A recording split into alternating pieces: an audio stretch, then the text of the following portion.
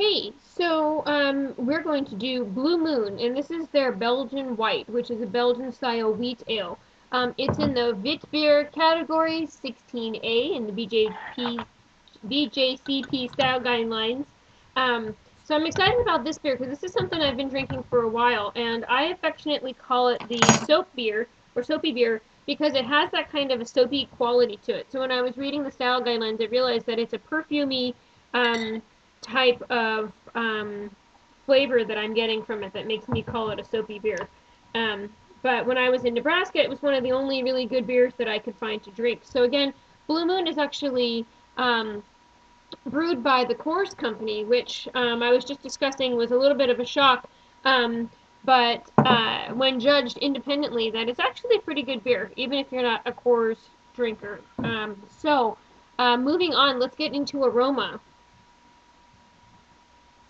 Yeah, just that really deep floral aroma. It just smells perfumey, florally.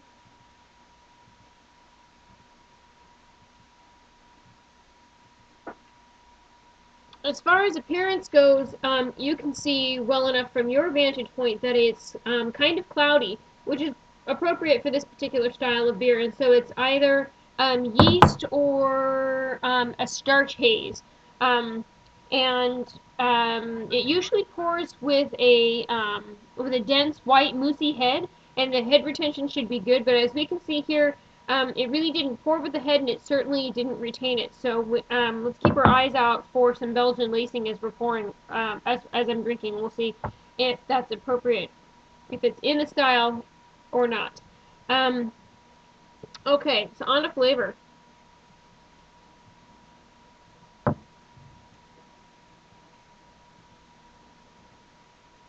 Definitely sweet.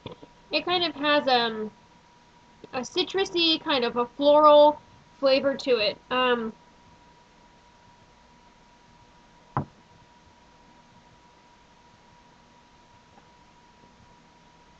This style is often referred to as um,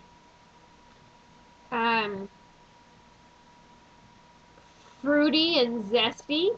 And I think that's pretty appropriate for this particular style. The kind of crisp carbonation lends to a drier flavor where you can really get the bite of that citrusy type of um, flavor to it.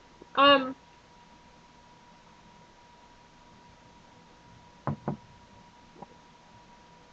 it almost has a sourness to it.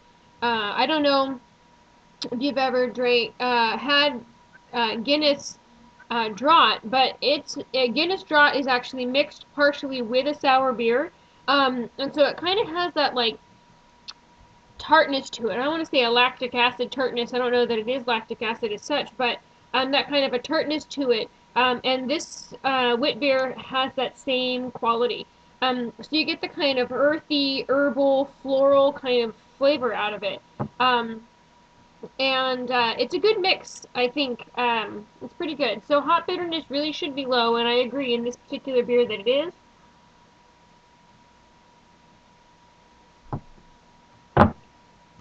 It's very drinkable. Um, so mouthfeel, it's a medium kind of a mouthfeel.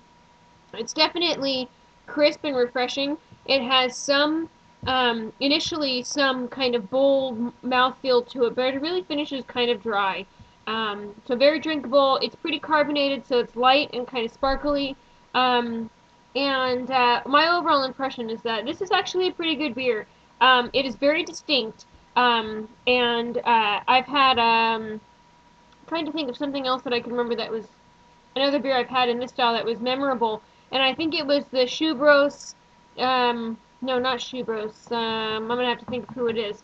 That did a wit at a art gallery that I went to recently, and it was very, very similar. You still got this kind of hazy pour out of it, and very similar in the style. So this style is very characteristic, very stylistic, very easy to identify.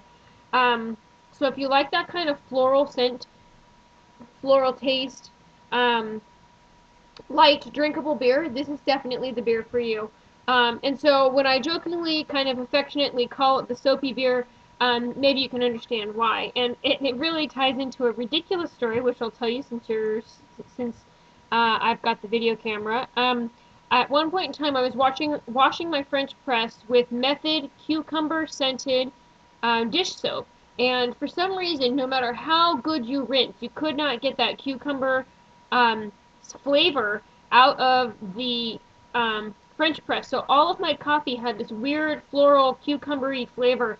And to this day, like every time I smell it, I kind of gag a little bit because I've had so much cucumber flavored coffee. It was not it was not good, and not in a negative way. But Blue Moon Belgian style wheat really gives me that kind of flavor. It's that kind of like crisp, clean, refreshing, floral flavor.